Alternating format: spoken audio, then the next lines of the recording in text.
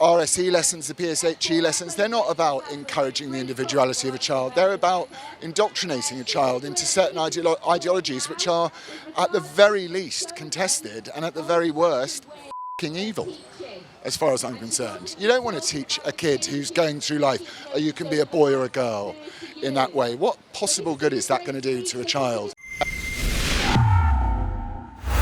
This is Callum Smiles for Rebel News, and today I am in central London to begin a documentary exploring the idea that Western nations are sexualising children. Are we normalising paedophilia? And is there a concerted effort to promote gender ideology amongst younger generations?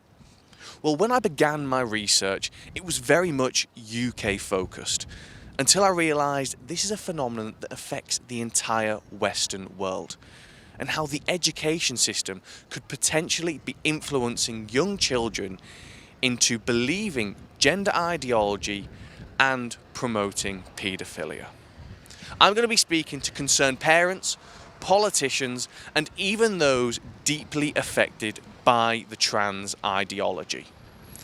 And like the UK, I'm going to show you how across the entire Western world this is happening with the help of international bodies like the United Nations and the World Health Organization.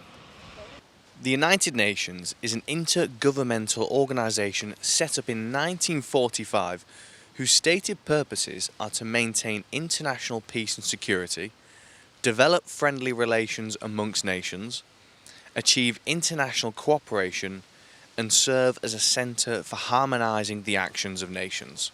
Now, the UN has a very murky past, littered with allegations of corruptions and sexual exploitation.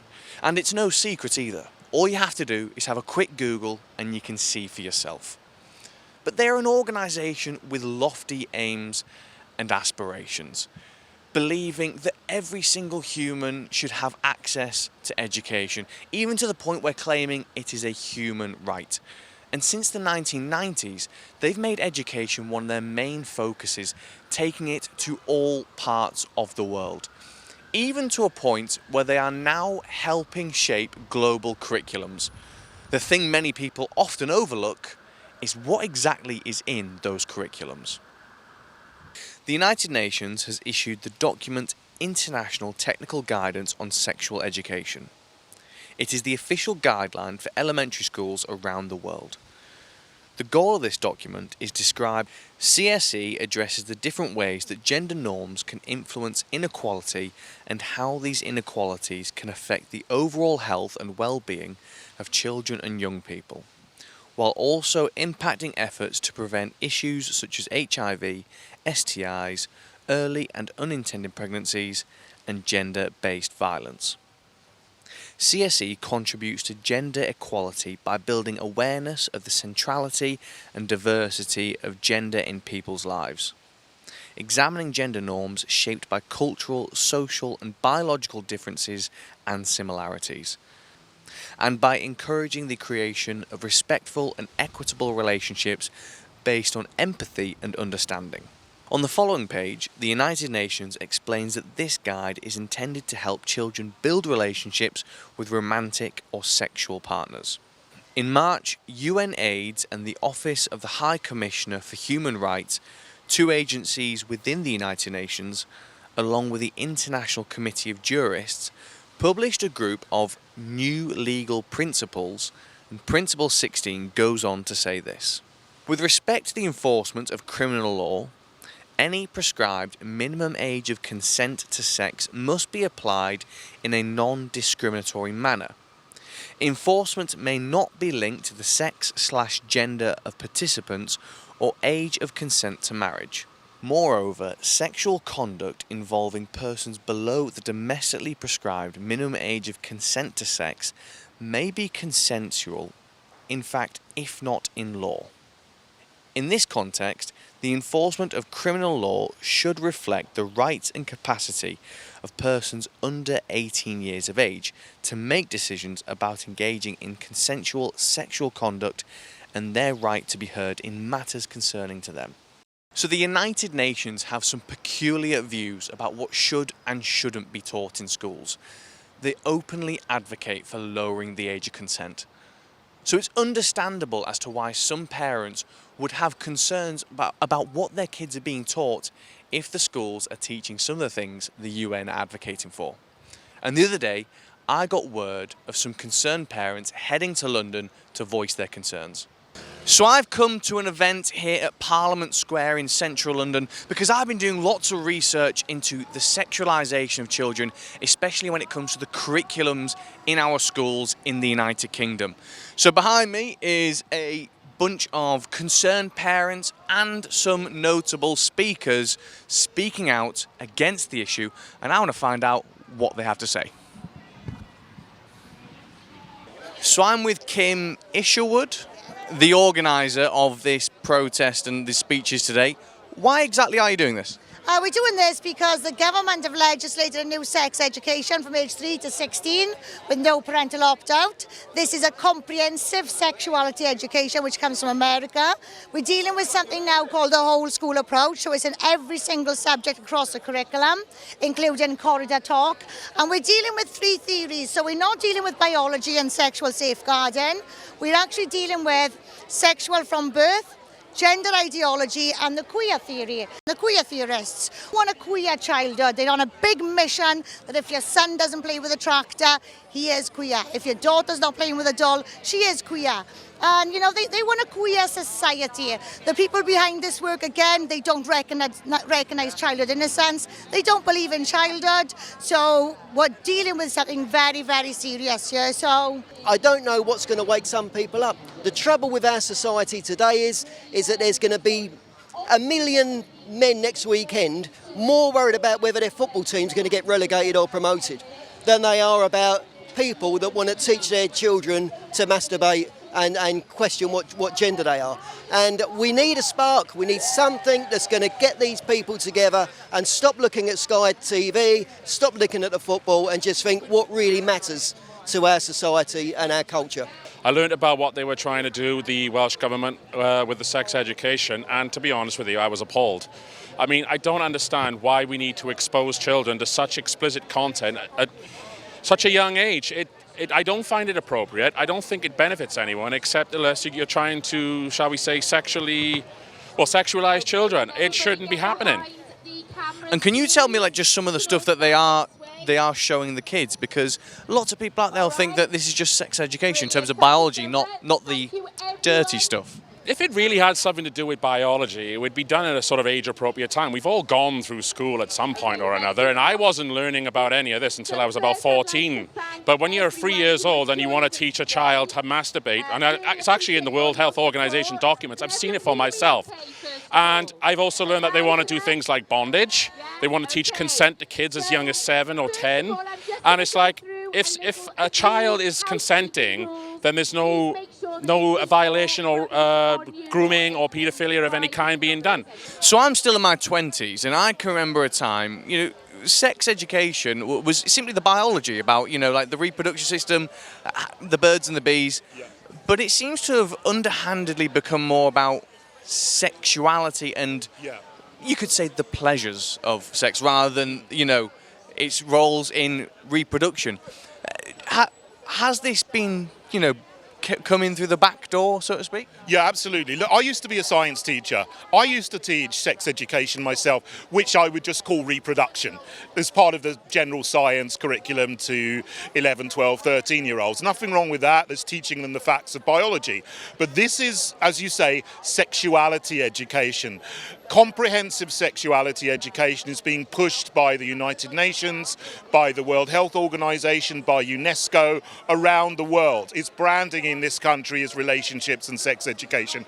And it is way, way beyond just reproduction. It is bringing in all kinds of explicit content at an age which is not appropriate to teach anything about sex, and you can look at some of the websites. I mean, I won't be explicit, but they talk about teaching children to touch themselves, but you can use far more explicit language, and there is far more explicit language going into classrooms where there are 5 and 6 year olds, and this is so wrong. What sort of things are they teaching the kids exactly that are so awful?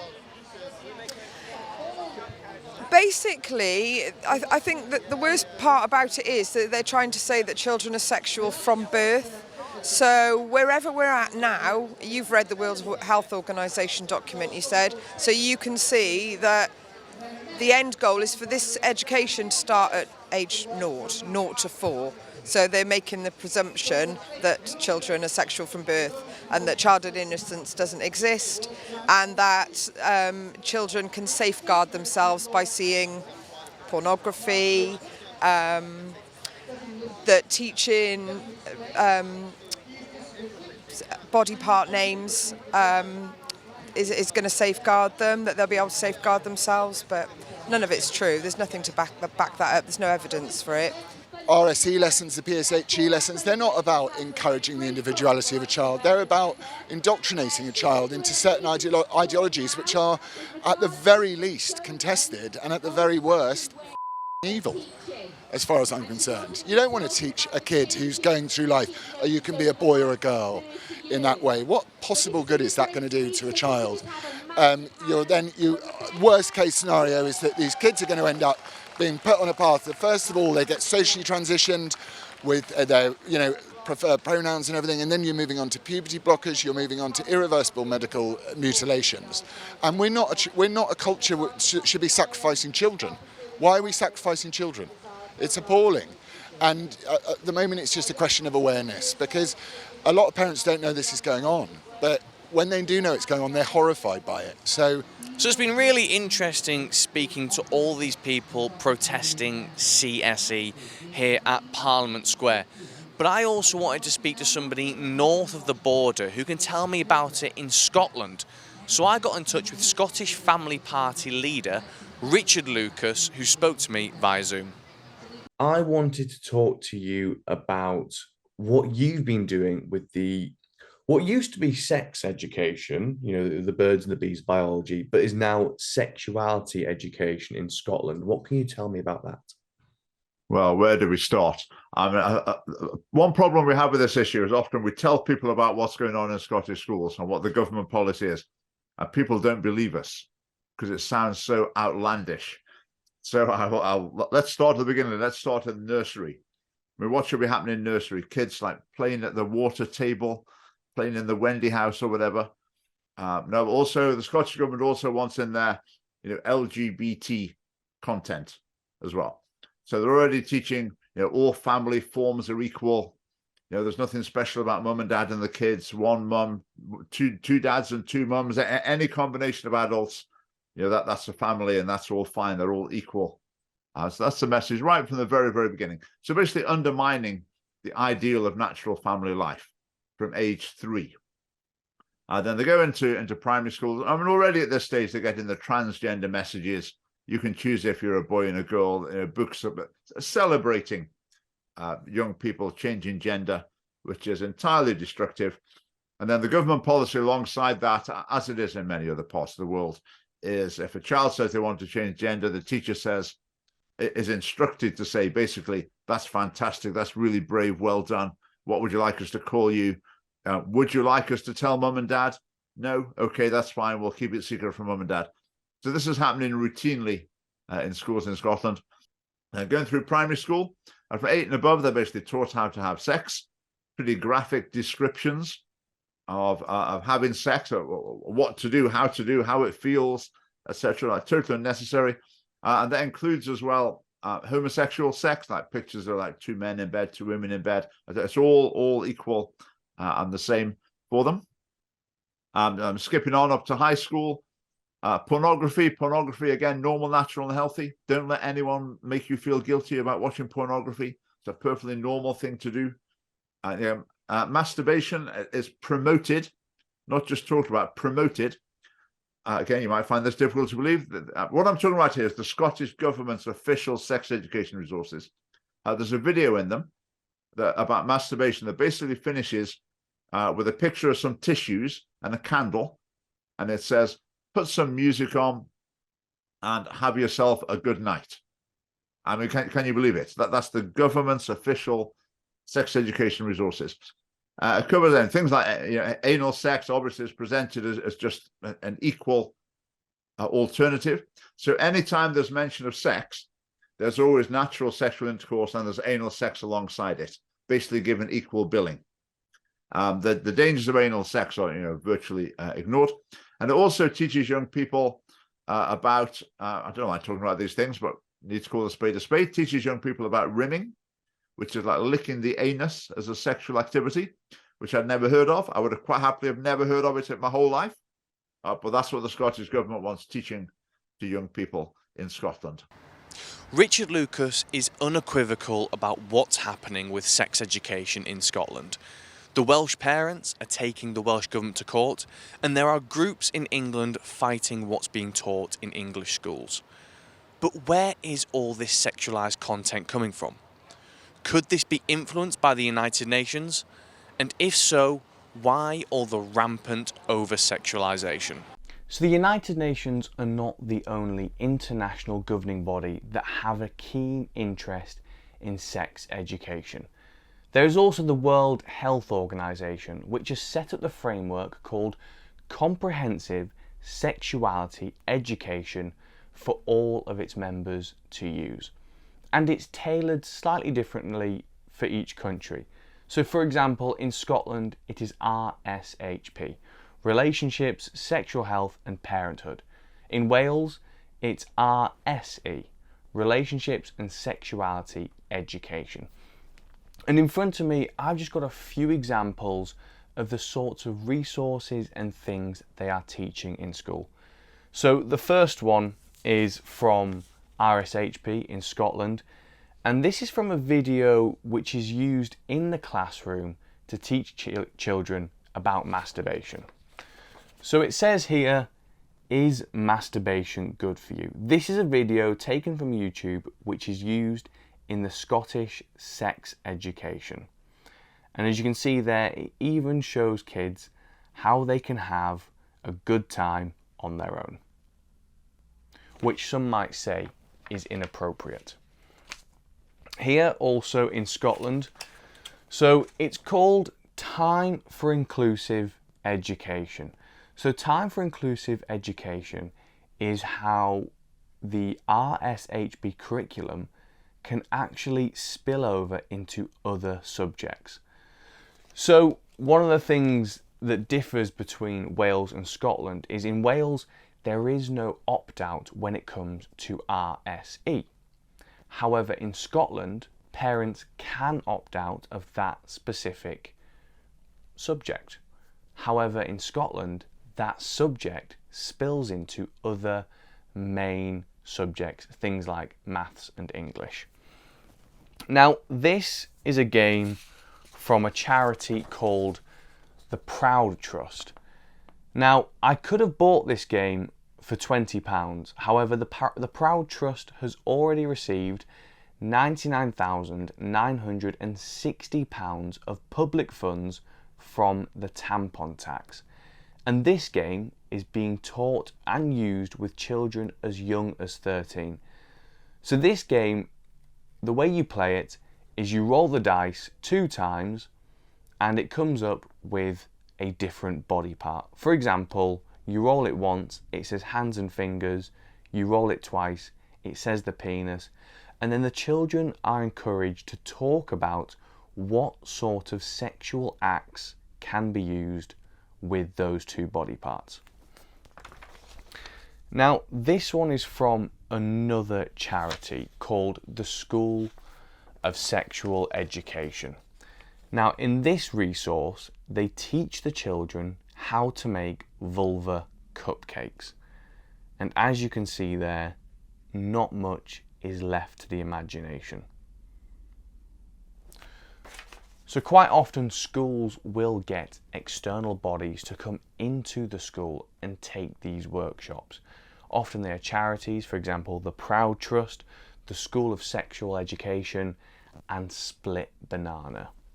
So I wanted to speak to a concerned parent who has seen some of these things and wants to tell me exactly why they are concerned. Sam, thanks for meeting me. That's all right, no problem. How many kids do you have? 2, so 11 and 8. So what exactly are your concerns? Because lots of people don't actually know what's being taught in schools regarding sexuality education. Because I don't know, if you remember, but when I was at school and when you were at school, we were taught sex education that was about hygiene and just literally just the biological facts around reproduction. But it's completely changed, am I right? It appears to be the case, from what I'm being told by my children anyway. So what sort of things are they being taught? There seems to be this, it's more like on an emotional level in regards to, so I'd class probably heterosexual as being what is normal in a sense, if you just go on genetics alone. But it seems to be that the schools promote that you should be gay, you should be heterosexual, you can be whatever you want. And it's actually to the point where it's confusing now for the children because they don't know where the boundaries are, what you should be doing, what you shouldn't be doing, and whatnot, and they just think everything is normal in that sense. Myself personally, I've got no issue with what anyone wants to do. But when you're educating children who are 10, 11, 12 years old and opening up this massive option to them, they're almost a little bit too immature to be making these sort of decisions. And what do they teach them regarding the acts of, well, sex? Mm-hmm. From what I've seen, it can, in some places, they're going really into some dark places. What sort of things when it comes to, solo sex, sex with others, what sort of things are your kids being exposed to at school? There's no limits, there's no boundaries to what you can explore, is probably the best way of putting it. Doesn't matter if you're heterosexual, if you're gay, nothing matters. At the end of the day, it's for you to explore, and everything's normal, dare I say it. That's just the impression that I get from my year 7 who talks to me about sex education at school, really. And you see it. You see it when you're walking through the streets. There's a play park that's near my house. I quite regularly see children wearing school clothes of the same sex kissing, who appear to be year 7 and year 8s, which to me I find unusual. Maybe I'm just out of touch, but it does seem that they're too young to be making these decisions about their sexuality. So tell me about what the parents are doing. Are you the only parent concerned as far as you know, or have many of you talked about these sorts of issues? There's many parents that have concerns about lots of different matters, and I don't think it's necessarily just linked to one or possibly even 2 schools. I think this is more of a pandemic across the country, really, with schools that are suffering, and it's difficult for parents to know where you can and where you can't step in. It's difficult, it's very difficult. And have you spoken to the school about this? I haven't approached the school, to be honest, because I'm almost somewhat intimidated to do so, because you're left with the opinion that the school knows what the right way of doing things are. And as I say, from my point of view, I have no problem with anyone's sexuality. And the last thing I want to find myself in this situation is being labelled as someone that's homophobic, as an example, because that's not the case. But you're sexualising young children, and there's one extreme to the other. Like you say, I remember when I was a child, sex education was something that was barely spoken about, and it was almost frowned upon, which was odd, to say the least. So when you look at it back now, you think, well, that was ridiculous. But it's like they've almost gone from 5 miles an hour to 100 miles an hour. And you only really notice this when your children are going through the education system, and then you start to hear about it, and then you start to see it in the street because you're picking up these things more often.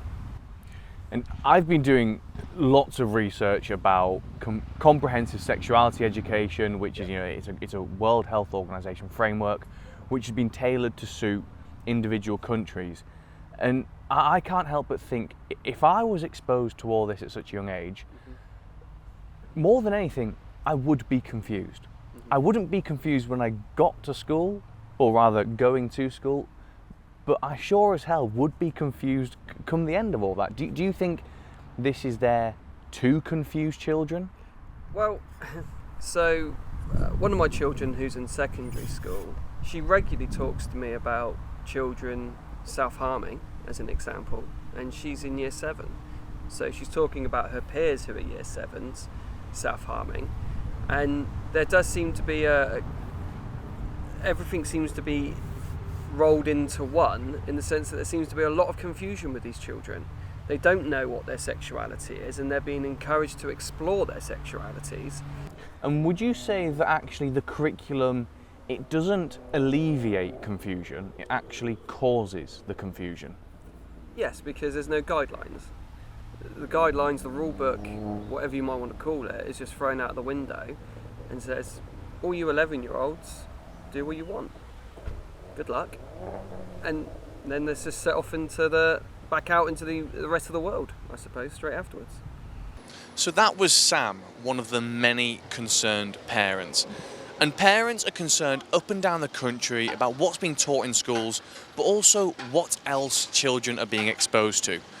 Now, you may have heard of Drag Queen Story Hour, something which not too long ago was completely unheard of. Now you see it all over social media. So I caught up with Lotus Eaters presenter Connor Tomlinson to find out more. So Connor, I tried to get in touch with Drag Queen Story Hour UK. There was a little bit of a back and forth until they found out who I am, then they stopped talking to me. So you are now my go-to expert. Connor, what can you tell me about Drag Queen Story Hour here in the UK and around the world? So I've been appointed the archaeologist of degeneracy over at the Lotus Eaters. I do the muckraking so that nobody else has to. And I'm not shocked Drag Queen Story Hour UK didn't want to talk to you, because I don't know if you're familiar with the fellow who read to children at the Tate Modern by the name of Sab Samuel. His drag queen name is Ada HD. And recently Redux published an expose where there was a drag queen found dead outside a Cardiff nightclub. And Sab Samuel crowdfunded for his funeral, saying rest in power. Now, this particular drag queen had been convicted of statutory rape of a boy quite a few years ago, and it was known within the community. So I would not trust someone, especially someone like that, who says that love has no age on their Twitter profile, to have the best intents of kids at heart. Lots of people are going to obviously say that Drag Queen Story, there's no difference between it or being a pantomime dame. Now, this is a total misnomer, because nobody takes their kids to a panto and says that that man in the dress up there that we're all laughing at, because it's obviously absurd, is itself a woman. And so Drag Queen Story Hour is meant to be a pipeline towards queer and trans identities. And they say as much in a paper called Drag Pedagogy, written by a drag queen called Little Miss Hot Mess, because that's the standard of academia nowadays. It's in Taylor and Francis, by the way. Not exactly a very fringe journal. It's one of the mainstream education journals. And Little Miss Hot Mess campaigned to keep anyone who changes their gender or sexuality online, they don't have to verify their identity. Again, we're seeing a thread of not having to vet things here. And they wrote a book that's called The Hips on the Drag Queen Go Swish, Swish, Swish. Unfortunately, a bestseller, which has now been added to the New York School Board curriculum for 3 and up. And this person has said that Drag Queen Story Hour intends, and these are quotes, to disrupt the reproductive futurity of the nuclear family and open children up to a adopted drag family to give them the ability to don new costumes, do makeup and things like that. So Drag Queen Story Hour is deliberately trying to distance the children that are participating in it, not of their own volition, because it's being imposed on them in schools or by crazy mothers with obvious borderline personality disorder that try to drag their kids to this because they want to be seen as progressive or on the right side. These kids are being exposed to individuals who want to distance them from their parents, engender resentment, and create new sexuality identities that keep them unstable, in flux, and ultimately revolutionary. This is why they say in the opening of the paper, Drag Queen Story Hour is a way of bringing queer ways of knowing and being into early childhood education. And the last line is an explicit threat. There will be a trail of glitter that will never come out of the carpet. They are intentionally doing irreversible damage to these children's minds. And when it comes to education, like, how long has all this been about in the UK in the schooling system? I think it's quite a few years, because we're uncovering lots of things. So, for example, there was a recent case where in the Isle of Man, a drag queen was brought in to tell children there were upwards of 70 genders. And when one child questioned it, he got sent out of the classroom. And there's loads of guidance from various councils. We exposed one recently on Lotus Eaters about Swindon Town Council's guidance that had children making genitals using household items, fruit and vegetable, and said you can make the prostate fluid out of hand lotion. Now this was meant to be for primary school kids. You don't get that level of intellectual rot without a long march through the institutions. Fortunately, there is something being done about it now. Rishi Sunak, for all of his many globalist faults, has actually signed off on backbencher Miriam Cates MP's inquiry into sex education in schools. And the unfortunate thing is there's no shortage of evidence. So she's constantly upturning brand new things. One of the things recently that I'm sure you reported on, the Daily Mail reported on, that my friend Dominique Samuel showed the videos of, was the Kababa rave event, where this is a baby cabaret rave event where some man was on a sex swing descending from the ceiling and dancing around in bondage gear, and there were other drag queens, for example, the Honor Oak pub that Calvin Robinson recently protested, where they were saying, oh, the drag queen didn't show up, it's totally fine. Now this drag queen's name was Copper Top. Now, to put it in a PC term, this is a reference to an act involving fellatio and excrement. And this person was performing to children, and they hoisted up their skirt and did the splits with a thong on. The fact that we were inviting this into schools, publicly funded libraries, and any children are being invited to a pub in the daytime to see an adult performer put on a show, just disturbing. Connor there knows his stuff, and it's concerning what he's seeing around the UK. So we know people are upset with what's being taught in schools, and we know people are concerned with men in drag being used for telling stories to children. But there is another prominent concern that the over-sexualisation of children can lead to mental disorders like gender dysphoria. And this is where many believe the widespread promotion of transgenderism is having devastating effects. So behind me is the Tavistock Centre here in central London, a publicly funded NHS building that offers children's gender identity services, or GIDS for short. And these services are offered to children, young people and their families who are suffering gender identity issues. Now, in recent years, a former patient here called Kira Bell had this procedure stopped for children aged 16 and under. However, even more recently, through appeal, they have now managed to restart giving puberty blockers to children under the age of 16. So why does this matter? Why is it important? Well, Kira Bell and many other former trans patients point out that her and other trans patients suffer mental health issues, and that they are rushed down this dangerous path of giving puberty blockers and irreversible surgical procedures which cause permanent damage. Another argument that critics have is that children can change their mind and that these procedures are irreversible. One such detransitioner is Richie Heron, a man who went through the gender reassignment surgery and instantly regretted it. He now does campaigning against such surgery, and I managed to speak to him via Zoom. Take me on this journey of transitioning and detransitioning. How young were you when you first started thinking about transitioning and were first exposed to the idea of? What happened was I was deeply depressed, deeply troubled, a lot of undiagnosed mental health issues. And then I found this community that has given us the validation and self-esteem that I've been looking for years. They listening to me when I'm telling them all these problems that they can relate to as well. And I feel seen, I feel heard for the first time in years. Of course, that's better than what I had before, you know? And then you have the medical professionals who they tell you and fill your head up with these ideas. Like the one that really got me, seeing it on paper, was I'm an ideal candidate for gender reassignment surgery. And they said that, psychiatrists said that again and again and again over the course of the year. So what happened was I got enrolled into the gender clinic. There was like a 2-year wait, and I started that in 2013, but I didn't actually get seen by a psychiatrist till February 2015. And the first question they asked us was, do you want gender reassignment surgery? And I was like, to be honest, I really want therapy. And they're like, okay then. So they sorted some therapy, and I started seeing a gender therapist every other week at the gender clinic.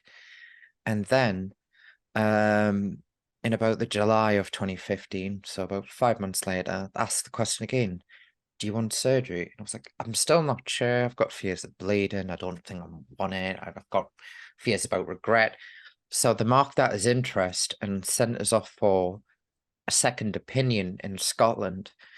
And for that appointment, because my mother was very concerned, she came with us and challenged the psychiatrist, you know, saying like, he's not a very well person. He's on a high dose of antidepressants and still am. It's like the highest dose I can be on. And I was I wasn't a well person, and my mum had saw it.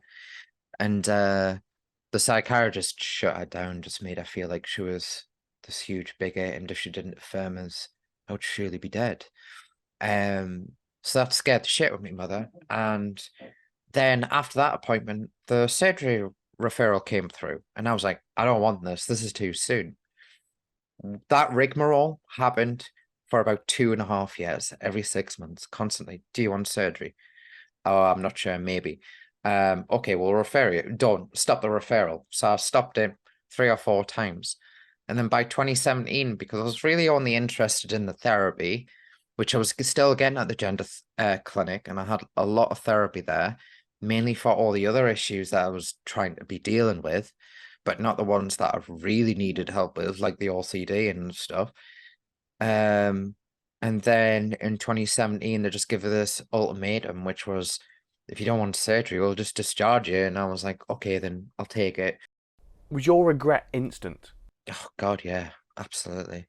Second, I realised where I was and what I was doing, and I wasn't dreaming. So you, the patient, actually challenged them, but they just effectively quashed your claims and no. Do you know what they said? Go on. It was internalized transphobia. Really? Yeah. What, like just one of them or multiple of them? All my doubts were internalized transphobia. Me doubting the fact I'm trans is internalized transphobia. It's a reflection of a cis sexist society that have these doubts. That's what they're saying. And this is the gender clinic, because that's what this is about. It's about exposing the insanity. It's a belief. There's no science. There's nothing in it. It's infuriating. It's absolutely infuriating when you sit back and think what they're doing. And so if I was, a child that was thinking about gender affirming care, or an adult, what would you say to me now? Don't trust them. Don't enter a gender clinic. Don't do it. They will never doubt you. They will agree with everything. That's not care. You want somebody who will challenge you. You want somebody who will test you, but also help you. That's not what you're going to get with this movement. You're going to get yes.